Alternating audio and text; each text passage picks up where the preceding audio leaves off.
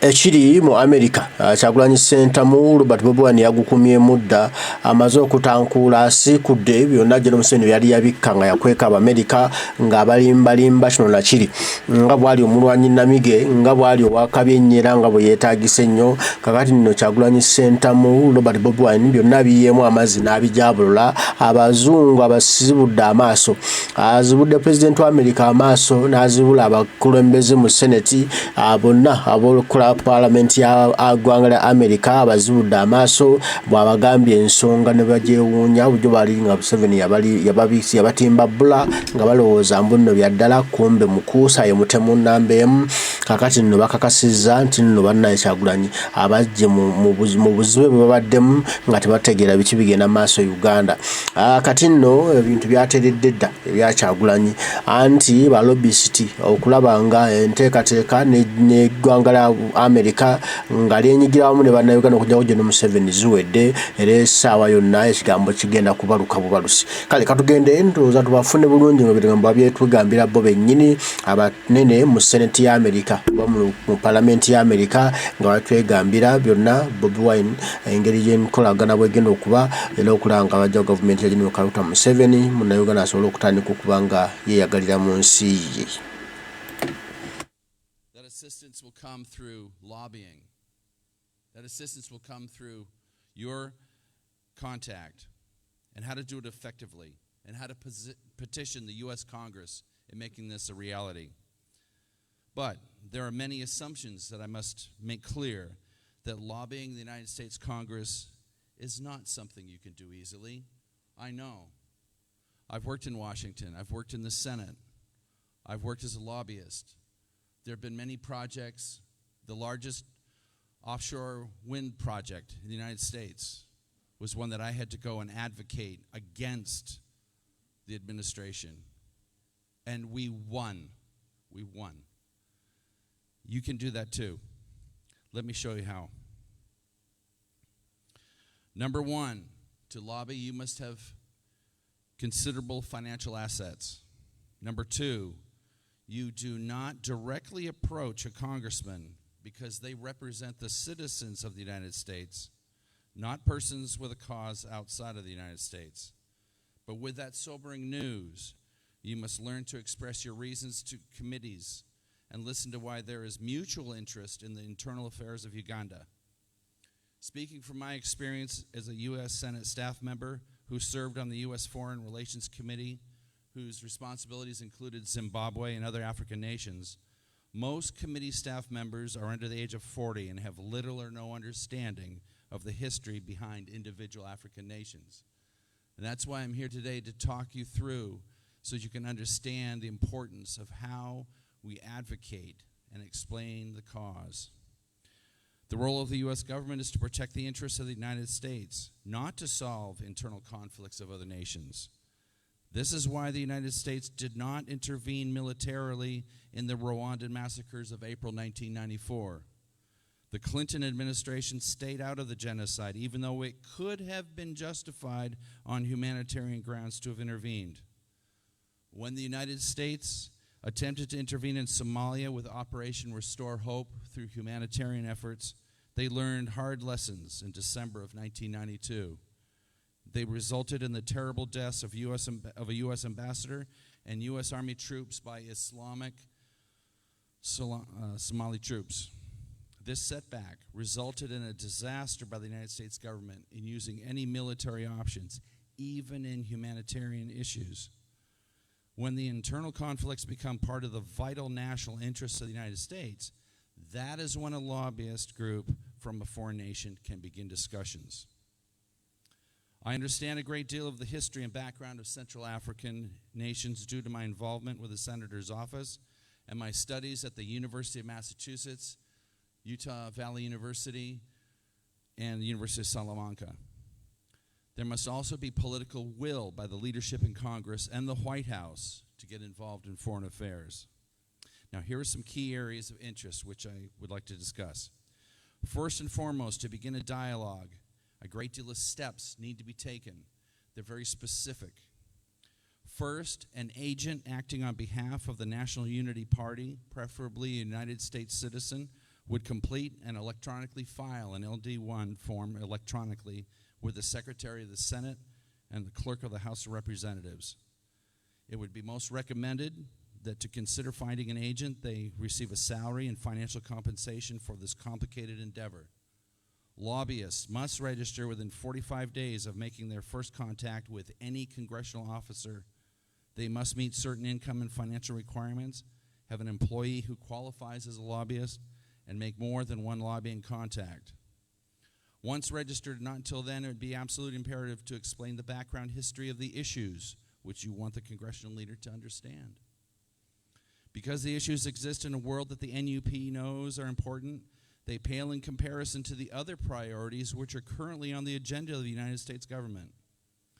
A dizzying amount of issues are before every committee in Washington, and you must present your case knowledgeably and with connection to the vital mutual interests of the United States and the people of Uganda.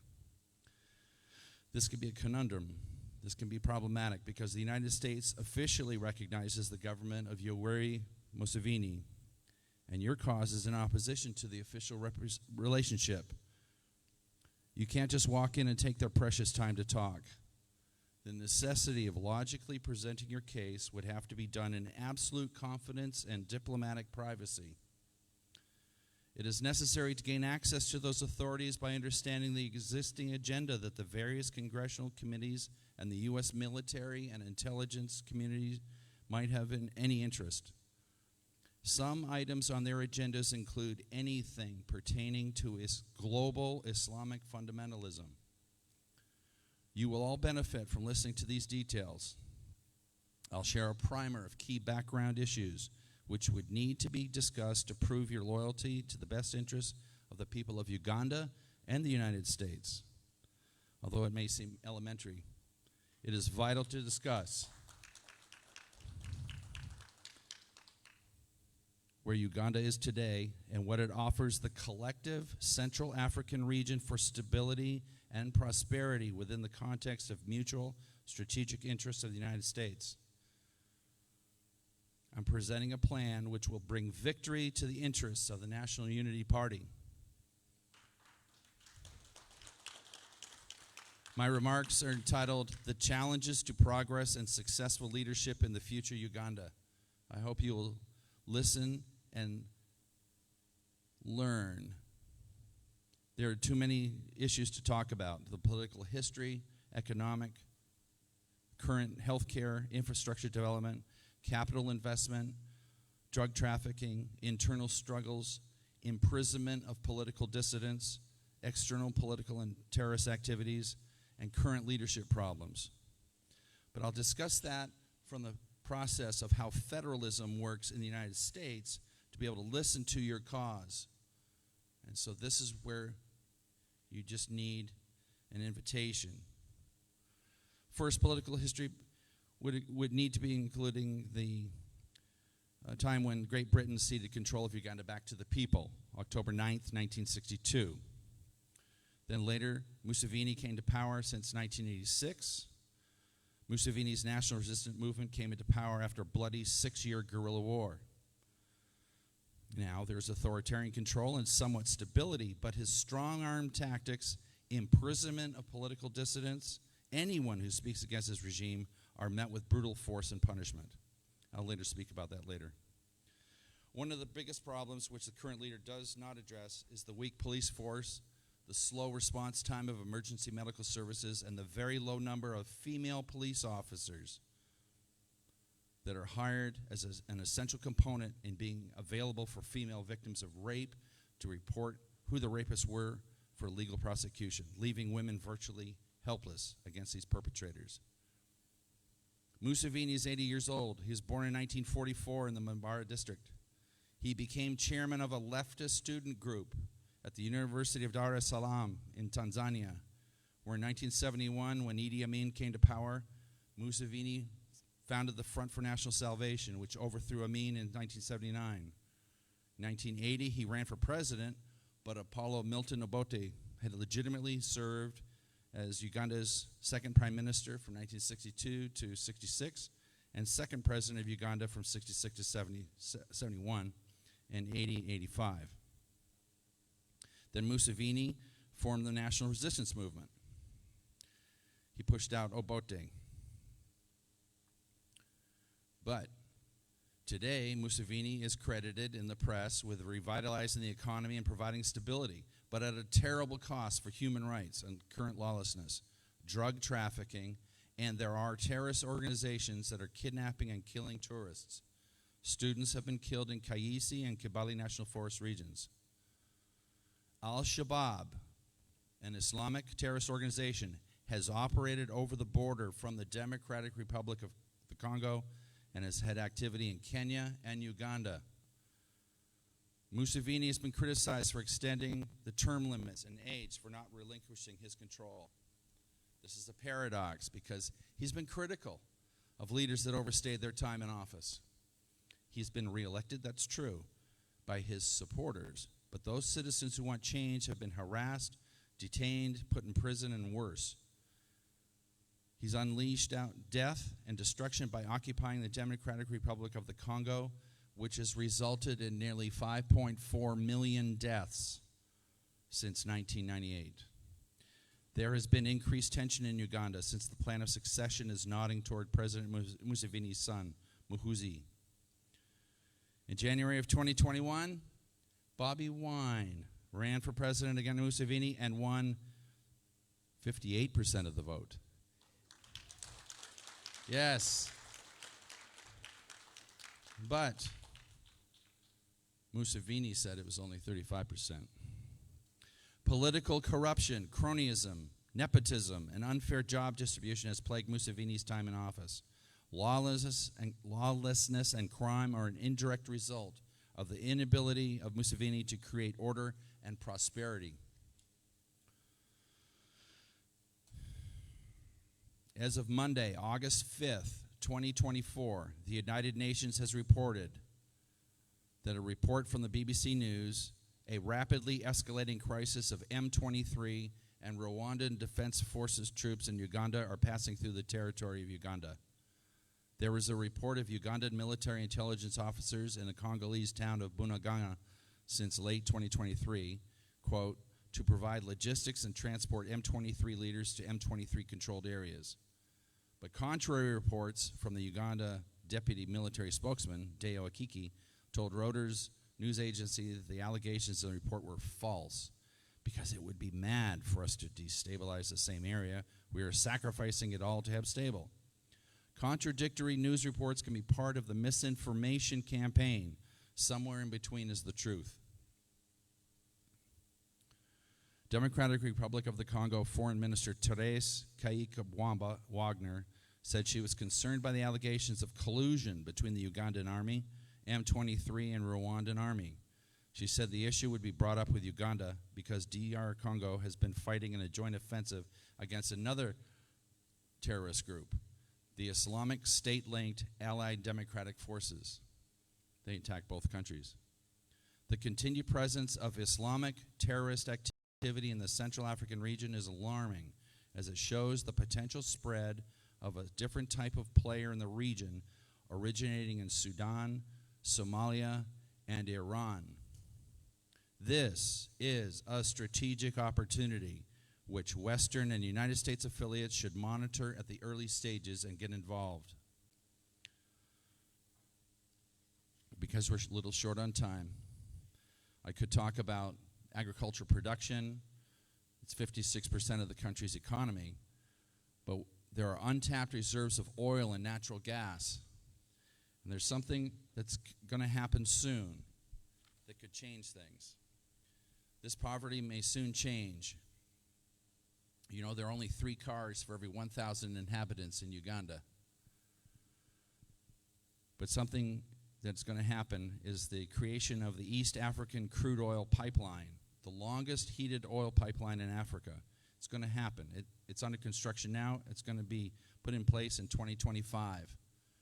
You can look it up. There's a great video from a great news report from BBC on the East African crude oil pipeline. I recommend that you all watch it.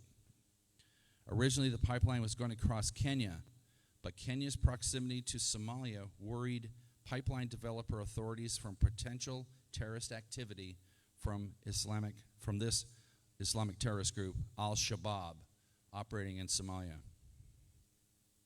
This is another example of even perceived interruptions caused by terrorist activity in the region are negatively impacting growth and development in the region. With the Iranian-backed Houthi rebels attacking an ever-increasing number of commercial maritime transport ships, the U.S. Navy is increasing its presence in the Red Sea to protect international shipping. And I'd like to move away from some of the problems and talk about the process of the solution. The United States does show immediate concern for most global petroleum resource issues. That's a strategic value to the United States. Now, the price of goods coming from China going to Europe has been increased 70% because they can't go through the Red Sea up through Cairo anymore. They have to go around South Africa because the Houthi rebels have taken control, in effect, of the Red Sea, and the United States Navy is not ready to go into a full-scale war against the Iranian-backed Houthi rebels.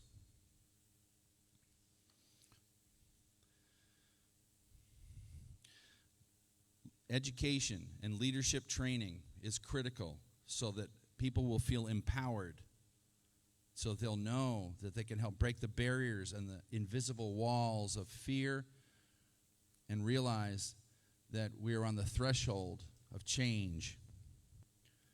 The American leadership class, of which Dr. Sajinja, Professor Katie, Professor Tim Sapansky, and myself have been actively teaching leadership classes and business communication classes for the past 2 years via video conferencing and have graduated many students in Africa.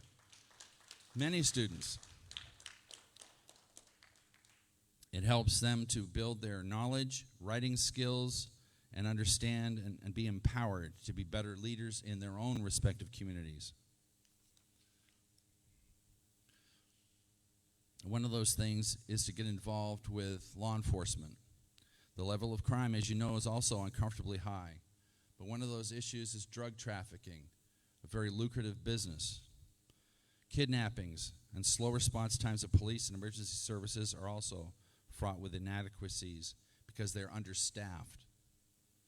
There are rebel terrorist groups that have a marginal presence in the area and need to be controlled.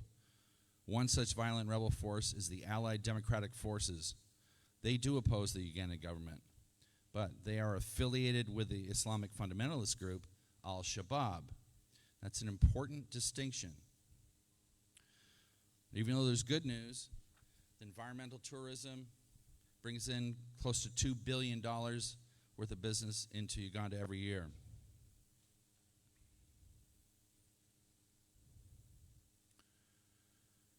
Museveni continues to rule and do so by placing political dissidents behind bars and turning a cold eye to human rights offenses.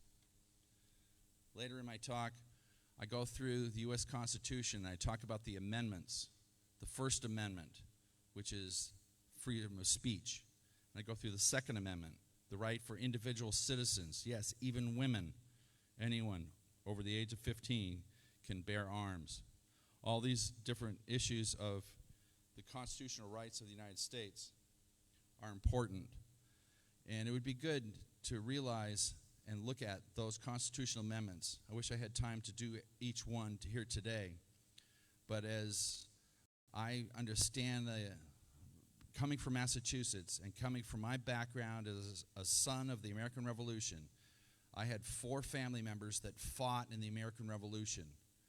And they fought because they had not just a better cause, they had the reasons that were based in the inalienable rights of good men and women to do what was right.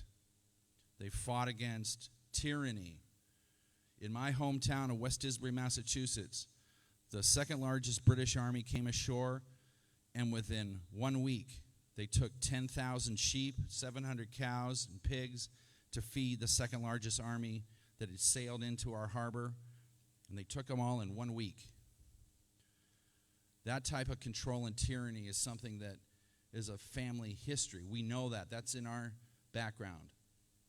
You too have family members and friends that have been wrongfully incarcerated for speaking the truth, speaking what is right. But I know that even at the time of 200 years ago during the American Revolution, the British Army and British Navy were the most powerful in the world. And yet it was those rebels from my family heritage, from Massachusetts, from other states, that came together. Many times they met at a place called the Green Dragon Canteen. That's where John Adams and many other American patriots would meet. And then they decided, they wrote a constitution, they put everything together, and then they played it out, and they fought, and they fought, and they won. I hope that as the conference continues today, that you will hear things that will empower you to bring forth your stories and how you can visualize a future Uganda and incorporate more of the constitutional amendments that we have and how they need to be understood, and the people need to be taught what we have here and why America works because of these freedoms. Thank you very much. People power. Our power. All right. Thank you. Asante. Asante. Karibu.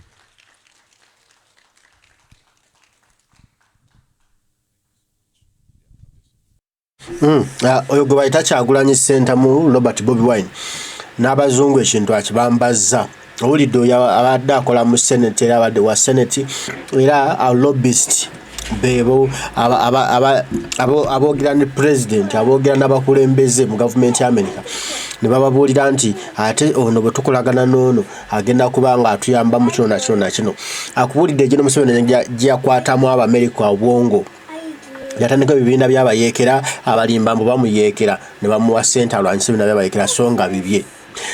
Natandikawo ekya M23 ekirwanira Congo okuba ebyobugagga by'e Congo n'abalimba mbu kiri kyabayeekera naye ng'ate kirimu ye yakola ki yakiwagira era yakiwa facilitation zonna ne bamuwa ssente. Kati nno baamuguddemu baamutegedde kati nno Kyagulanyi akajja akasambye onaawulira embaga. Kale katumale okugenda katwongere mu maaso n'okulaba akatambi kano vidiyo ate yongera otunyumira. Amazing. What an amazing presentation. I like it when you talked about the importance of education, and recently the National Unity Platform opened up an institution where they're going to be teaching people in our country. This is by and large going to help us break what you just defined as the invisible walls of fear. You know, fear is a very potent tool used by dictators like Museveni. That's why every time we have an election, before we do, he has to deploy the military and they have to come with guns to instill fear. But I was highly motivated by young people in our country. They threatened them when they said they were marching to parliament. None of them was afraid. They marched to parliament regardless.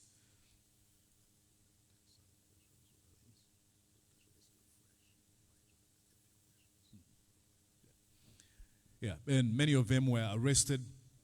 Some of them were heartbreaking stories. We had people writing on their social media platform saying, my name is so-and-so, I don't have a wife, I don't have children, I don't have a house. I'm going to join Ugandans to march to parliament. And if I die, please tell my people I've been fighting for my country. You know, I looked at those social media posts. I made a video and posted it on my YouTube channel. My heart was breaking. Young people in my country saying, I'm going to say end to corruption, but I believe this might cost my life. And I want to let you know that one of them, I mean, there were like 20 who posted, more than 20 on the social media platforms. Some of them said, Mom, if I die, just know I didn't disappoint you. I've been fighting for my country. When I saw those social media platforms and those messages, I'm like, now we've broken these walls of fear. And they went. They did it. So thank you so much, Professor, for that. He's talked about a number of things. So let's have a few questions posed to him, and before we have another speaker. So if you have any question, please feel free to ask, and he will be responding to those questions.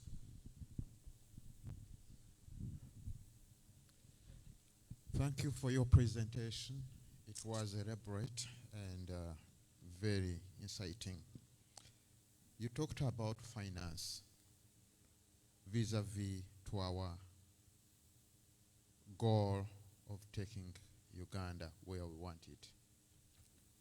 In your view, because you just spoke about strategic interest of the United States, I want to testify before colleagues here. Recently we met one of the congressmen. He said the same thing, that US has strategic interest, and they have been in so many countries, and the results has been that political parties come and take over, and they become worse, more than what previous. In your view, how can we tap in those strategic interests? Because we know that they are trying now to have the will, but how can we push to the limit to get what we want financially? Because I have realized that our movement, these people, they also think about that element you just mentioned. Please, can you go deep on the meaning of finance, so that if it means we contribute economically for those also to see what we want, we can do so? Thank you.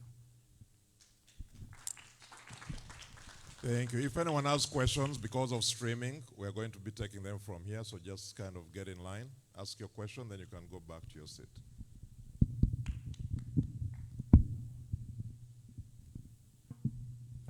Thank you very much, Dr. People Power. Our power. Thank you very much for your great presentation. I may disagree with some of your presentations. For example, President Museveni doesn't even know when he was born. But yeah, if you can agree with me.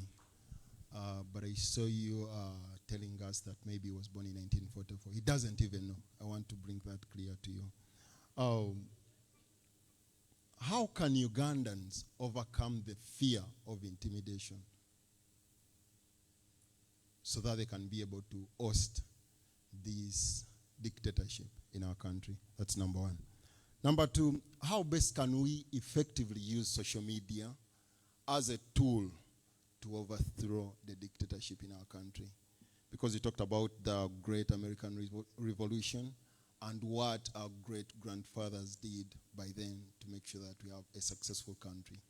And also, I want to tell you that I know this is the land of the free and the home of the brave. That's how we want Uganda to be. Most of us are here not because we want to be here. We want to go back home at one point. But most of the guys that you're seeing in this room are afraid of going back home because of what is taking place in our motherland. Thank you very much.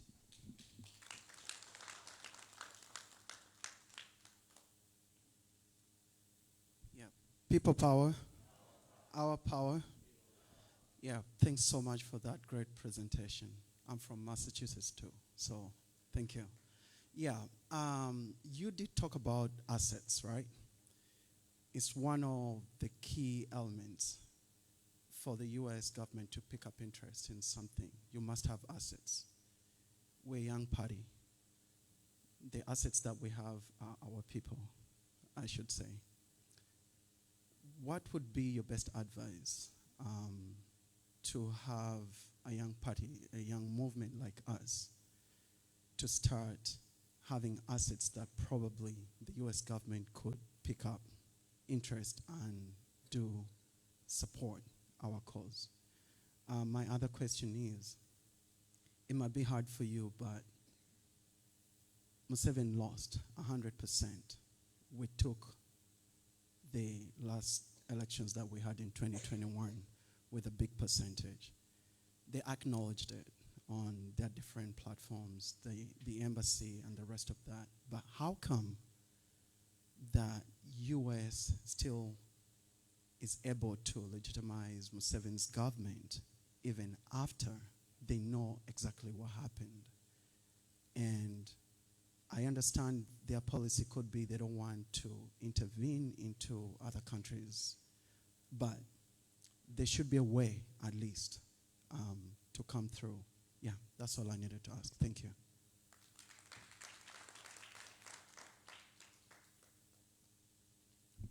Yeah, thank you so much, Professor Jim, for your presentation. My name is Moses Mujawa. I'm from Boston. Yes, in your presentation you talked about robbing, and you said it's not easy. It's not something that you can do in this country.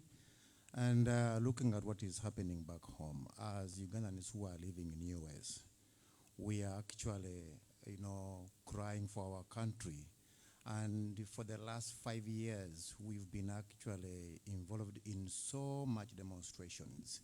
We've been to New York, we have been to Washington, D.C., and whenever we go there, we go with something in our hands that we present to State Department, World Bank, IMF, and we see, yes, there's something that is happening there.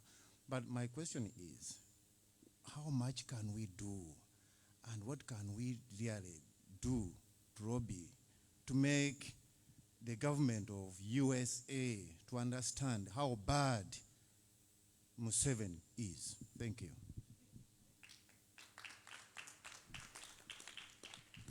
Mine is not a question, but just a quick announcement. We have some coffee, there's water, there's some fruit in the corner. You don't all have to go at the same time, but just, once in a while you can go stop over that station, get a tea, get a coffee. There's some fruit as well, and just keep refreshed, because it's going to be a long day. Thank you.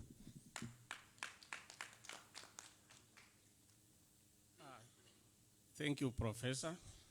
My name is Stephen Wekunda. Like I said, I'm Zenup, Australia. I also developed up as a foot soldier. You talked about lobbying. I heard you saying that America doesn't want to intervene in other countries. I think it's the same thing with Australia. My question is, how do you advise us people in Australia to lobby the Australian government to get support? Thank you very much.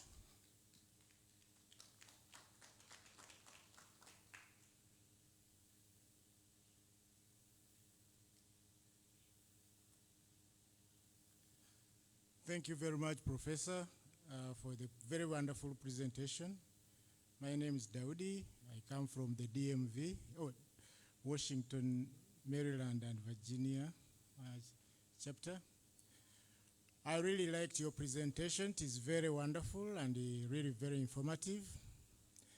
What I request, maybe where you could give us some more tactics and strategy, is how can we make ourselves more relevant to the interests of the United States? Because you say the United States doesn't intervene where it doesn't really see that its interests are captured.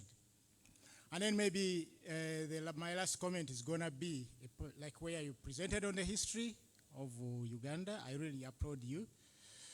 And specifically for emphasizing and putting it out that there is election corruption in Uganda.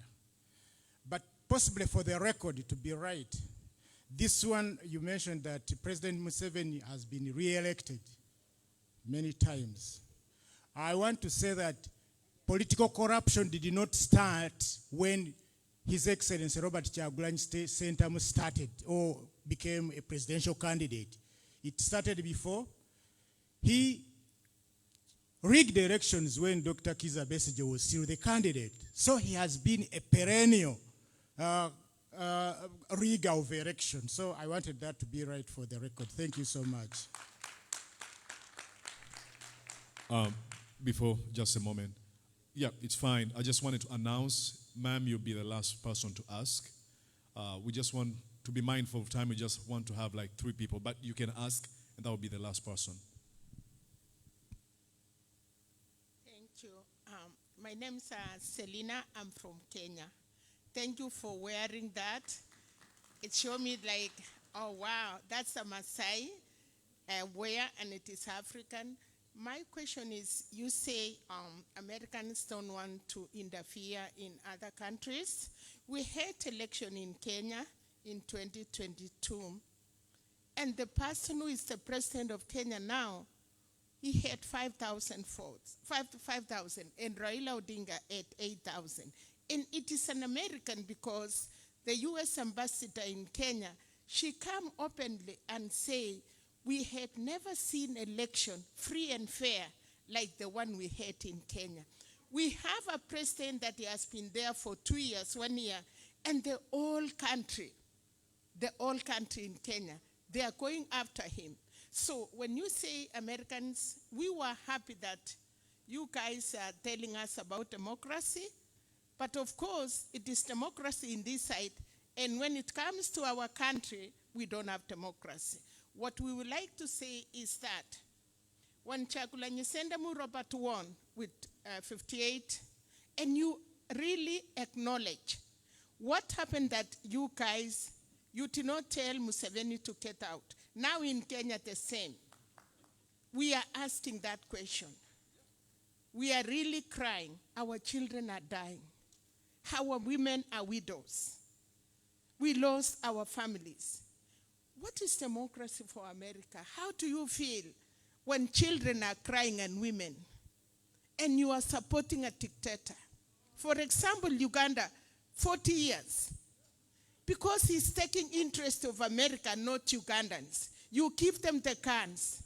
If you see all the guns that have killed Ugandans, it comes from America. It comes from why? I know we are sending this message because I know you can get someone to understand. We really feel sorry. We feel so bad. We are here crying. So please, as a professor, you are teaching children. We have also young people. They have internet. It is not like that we were told, this is the president. We will follow even if he's doing wrong. But now we have young people that they know what is going on. Could you please assist our people? And when an African is elected, if you need those people to follow what you want them to do, you better call them because people elect them. Like now, we are looking for Robert Kyagulanyi Ssentamu as a leader of Africa, not even Uganda. We are looking after him. I am a Kenyan and I come here to follow him because I know my grandkids and my children will be safe when Kyagulanyi Ssentamu is a president of Africa or even Uganda. We will be free. Thank you so much. Thank you so much for those questions. I want to request that if you're given an opportunity to ask, please try to be as brief as you can. And I would request that if you're getting something to eat or a drink, please do it in a very calm way. Want to make sure that you don't distract the conversation that are taking on right now. So I'll take Professor. You can take the floor.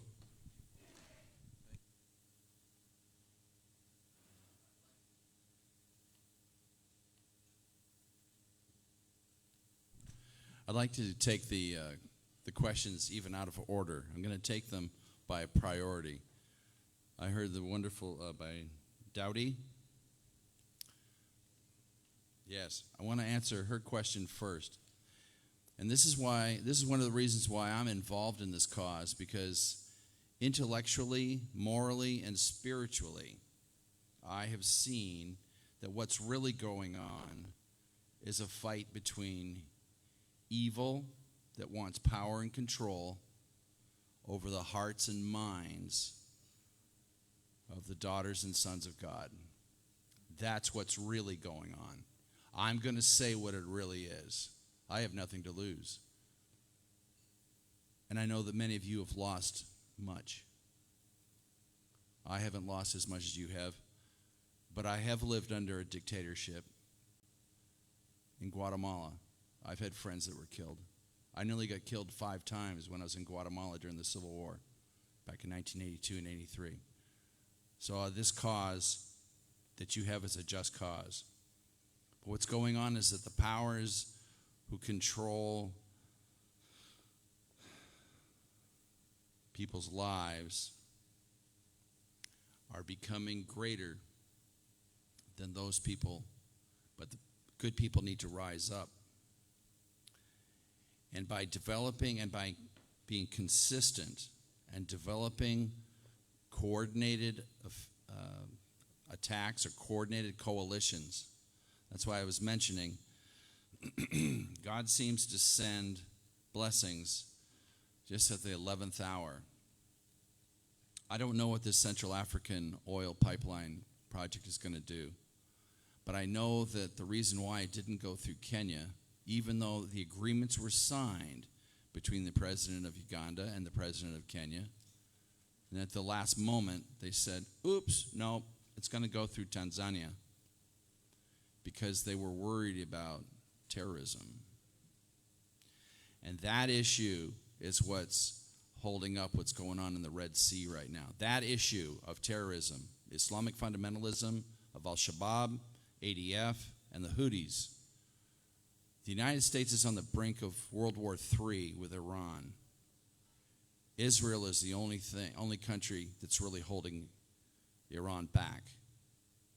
Just last week, the USS Eisenhower's aircraft carrier and a group of F-22 Raptor jets were sent, a squadron, were sent to the area that could be first strike against Iran.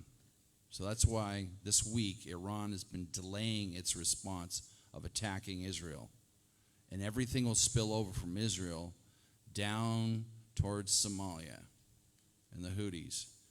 Then that affects, in a third level, affects what goes on in Central Africa. But while the problems of terrorism are nascent and beginning in Central Africa, this is when the United States should draw the line.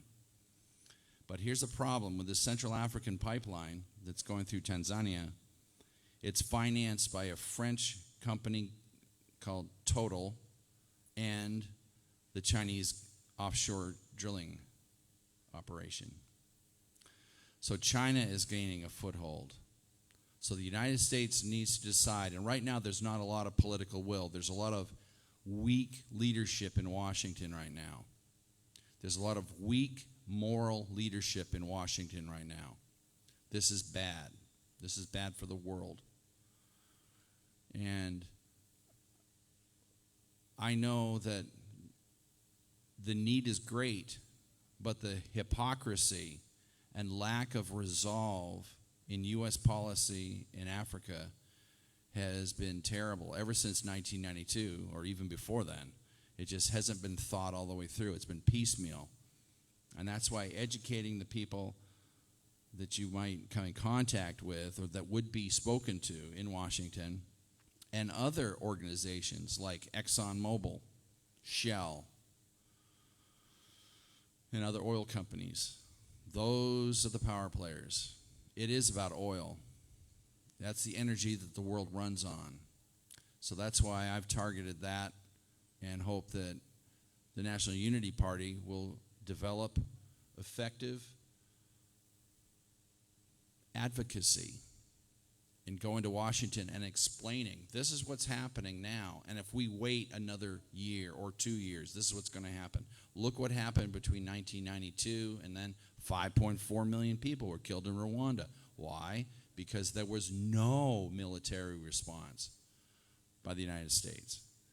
And this is how things can fall apart. But the United States needs to get back on its feet. And I can see how different political philosophies are affecting and affecting the election of 2024, and the results could be catastrophic. So we need to get our U.S. energy policy buckled down and then we need to realize where it comes from. And so, Dowdy, thank you very much. I hope I've answered part of your question. It's complex, but I hope I have. But you asked specifically, how do we find out what the U.S. agenda is? Now, one of the ways that I would do it when I would go down to lobby is I would find out what was on the clerk of the Senate, and I would go through and find out what meetings are coming up, which congressman. You don't just need one or two. You also need senators. The good senator from Georgia is just reelected, comes to my hometown every summer. I'll be on Martha's Vineyard when he's there. These are opportunities when we can talk to people and get their attention because they're so caught up in getting reelected. They're always worried about getting reelected. Number 2, how can Ugandans overcome the wall of fear? And social media is a tool. Social media is wonderful. It goes everywhere, except some countries. I don't think the People's Republic of China and Venezuela. Venezuela this last week has blocked many social media platforms. China has their own. But thank goodness that Ugandans can still use it. And effectively pounding the message out is very important. Continue to do that. I've had a TV show for 18 years. Within a week, I'll be interviewing the chief legal counsel for Israel and asking him about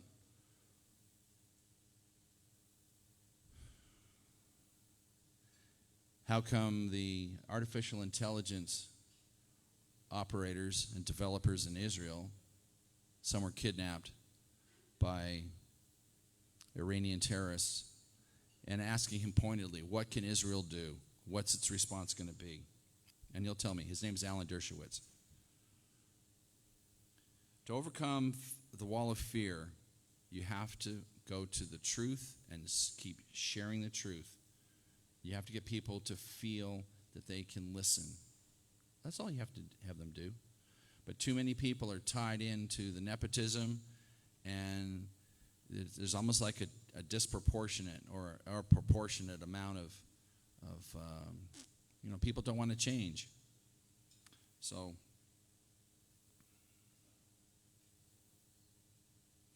the biggest question is, how come the U.S. doesn't have the political will? Well, I look at that in terms of the history of the world. Whenever the people have been too comfortable, there's been a lack of political will to do what's right. We've seen the Roman Empire fall. We actually saw that what Britain was doing to the United States back in the 1700s was not just. It was all about taxation. Then 100 years later, the role of slavery in the United States to create the economic engine, thank goodness it was overcome by the smart inventors of machines up in the north, up in Massachusetts, up in New York, that had the factories, so that slavery was not needed, but they couldn't justify it. But some people still wanted to live that way because of habit. And I had at least 4 members of my family that fought in the American Civil War, and they were all killed. And one of them fought at the Battle of Galveston, where Juneteenth was first celebrated, when the blacks were emancipated and given the right to vote.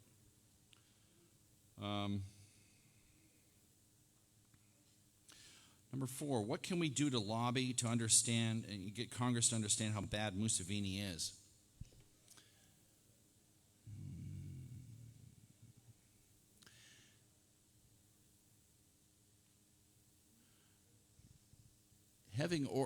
Finding out what the schedule is of Congress, finding out when there are conferences and attending conferences is important, because the majority of you here are citizens, or you have connections in states, and so you do have a voice. And I was amazed as a Senate staff member how senators, there are only 2 per state. So the infrastructure, you got to understand, if you write your congressman, they have small staffs, but a senator has more people because they have more influence. You need to understand that. So when letters would come into our office every day of the week, we'd open them up and we'd divide out the letters by subject, whether it was interstate commerce, foreign affairs, women's rights, different issues, education, taxation. And then we would work with the Library of Congress and we'd get the answers, we'd get the up-to-date data. We'd put it all in a letter. Then I would show it to one person and he'd say, yep, that's right. Take it down to the signature room. And I would take the letter that I wrote down to the signature room, and I put a big pen in this machine, and it would sign Paul Songas on a letter that I wrote. So you can contact, my recommendation to you is that you get to know your Senate staff members, and then when the senator comes to your district, that you go to those meetings, because they usually go around right before re-election. And go to those meetings and bring up questions, just like you brought up to me today. And you say, hey, how can we get you to understand our plight in Uganda and how it could influence the United States and the cost of gasoline at the pumps? See? Because everybody wants to have a cup of coffee and a tank full of gas every day.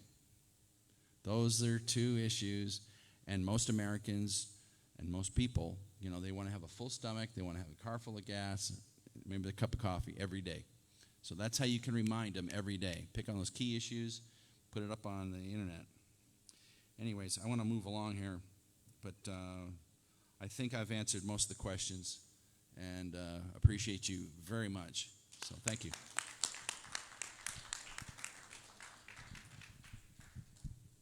Thank you so much, Professor, for those responses. Again, I want to make a kind request. If you go to get a drink or something to eat, please make sure you do it in a very silent manner. Why? Because if you don't, then you distract people who are paying close attention to the conversation that are going on, here. Please and please, that's a kind request. We're going to be moving on to another speaker. Ndowooza muwulidde bulungi obukodyo bwonna babutuwadde bwe tulina okuyitamu bwe tulina okukozesa okulaba nga tumebuleekinga olujegero olwo General Museveni wadde yasiba wakati we n'aba America nga balimba abazungu n'abakkiriza ne babeera nga bamuwa omusimbi. Tulina okutula olujegero olwo. Kyagulanyi agezezzaako nnyo okutula naye wakyaliwo akawuza akakutte bwe kati ebyokukola mubitegedde. Mwenna Abaganda ffe abeera mu America, mwenna Abaganda ffe abeera mu Europe, mwenna Abaganda ffe abeera yonna gye mubeera, tubeeko kye tukola. Bw'oba tobitegedde ddamu olabe vidiyo eno mpola nga topapa ogyetegereze, erimu ebyokuyiga bingi engeri yakujjako General Museveni naye nga bakyamulemezzaako be bazungu Abamerica. Omusajja abyogedde muna Congress mulamba atula mu White House wali abeera eri n'abalibedde n'abanene naye atubudde kye tulina okukola. Era lwaki America ebadde ekyali ni tie ne General Museveni ate nga bakimanyi nti nno mutemu musi mubbi corrupt ali muli wanguzi ababuulidde ensonga zonna weeziri. Naki kye tulina okukola ekigenda okutwanguyirizaako okulaba nga Kyagulanyi Ssentamu Robert Bobi Wine atuula mu ntebe. Tetubirinza mwaka gujja bw'atugambye agambye tubikole kati nti Rwanda baalindiikiriza bamaliriza abantu bafudde. Nti naffe tuyinza okulindiikiriza bannayuganda tulindeko ndaba omwaka ogujja simanya 2026 abantu ne bafa ne baggwaawo ate America tejja kujja. Nti kati tusooke tukikumemu kati tugiteeke ku pressure eri ekika ekya waggulu buli ludda amaaso gabeere nga giri ku Uganda ojja kulaba Museveni agenze. Ffenna tukwatemu kwatawo okutte kino kigenda kuggwa ate luno olukyala lunnyumidde.